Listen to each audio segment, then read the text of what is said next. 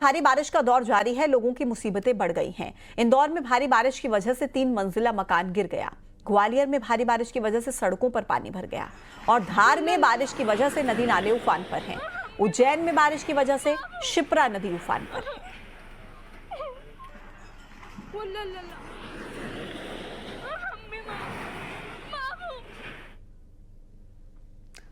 खबर इंदौर से है। लगातार हो रही बारिश से एक 3 मंजिला मकान गिर गया। मकान गिरने की घटना पास में लगे सीसीटीवी में कैद हो गई, जिसका वीडियो अब सामने आया है। शुक्रवार को यह हादसा हुआ था।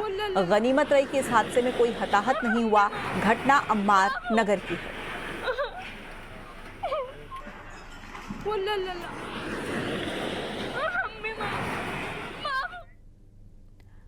अब बात करेंगे धार की, जहां कई इलाकों में लगातार हो रही बारिश से नदी नाले उफान पर हैं। गंधर्व नदी का पानी पुल के ऊपर से बह रहा है। इस दौरान शराब के नशे में एक युवक पुल को पार करने की कोशिश में पानी के तेज बहाव में बह गया। गनीमत रही किसी तरह उसकी जान बच गई। ये वीडियो सामने आया है धार का। भारी बारिश की वजह से नदी उफान पर और एक युवक पानी में बहता हुआ दिखा। हालांकि उसकी जान बच गई है। नशे की हालत में पुल पार कर रहा था और उसी दौरान पानी में बह गया।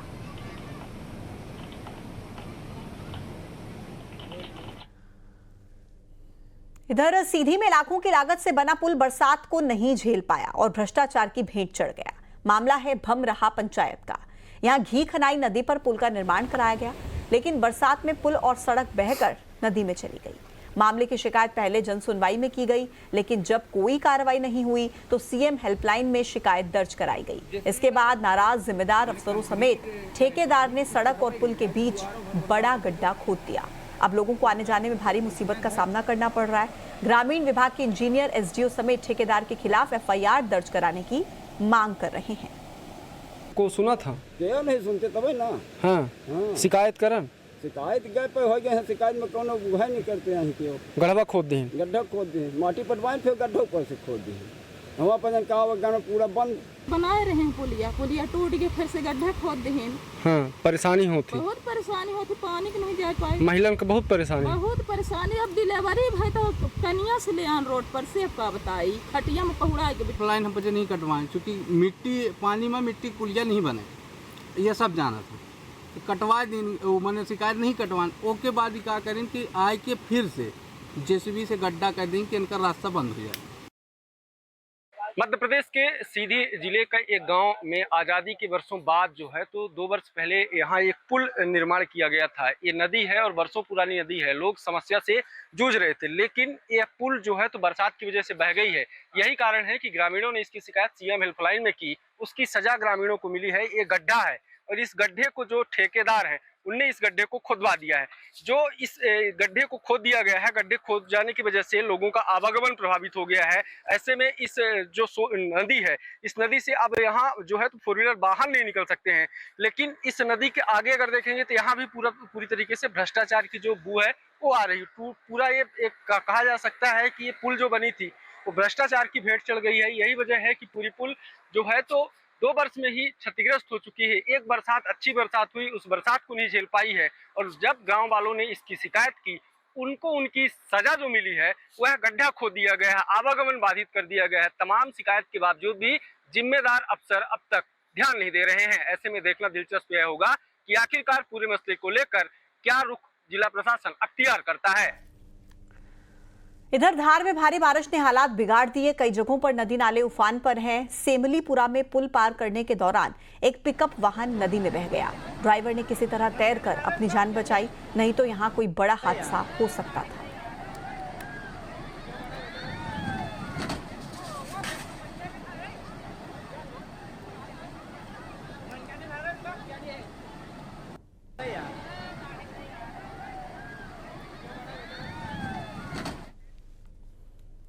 हिमाचल प्रदेश के चंबा में मणि महेश यात्रा के दौरान फंसे श्रद्धालुओं को निकालने का काम तेजी से जारी है।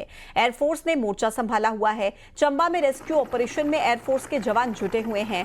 मणि महेश की यात्रा पर गए श्रद्धालुओं को सुरक्षित जगह पर पहुंचाया गया। 35 से ज्यादा लोगों को एयरलिफ्ट किया गया। इस पूरे अभियान की ग्राउंड जीरो से मॉनिटरिंग प्रदेश के राजस्व मंत्री जगत सिंह नेगी खुद करते हुए नजर आए। रेस्क्यू ऑपरेशन के चलते श्रद्धालुओं और परिजनों ने राहत की सांस ली।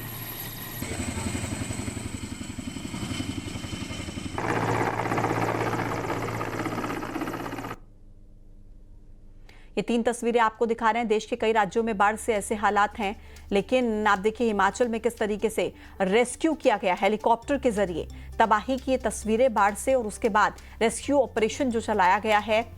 पहली तस्वीर और दूसरी और तीसरी, ये 3 तस्वीरें रेस्क्यू ऑपरेशन की हैं, जहां जो लोग फंसे हुए थे बाढ़ की वजह से उन्हें बाहर निकाला गया।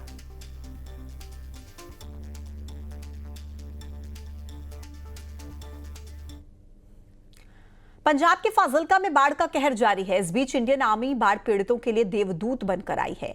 सेना ने मोर्चा संभाल लिया। अपनी जान की परवाह न करते हुए बाढ़ में फंसे लोगों को सुरक्षित जगह पर पहुंचाने के लिए रेस्क्यू ऑपरेशन चलाया जा रहा है। पंजाब के सभी 23 जिले बाढ़ से प्रभावित हैं। बाढ़ बारिश से अब तक 43 लोगों की मौत हो चुकी है।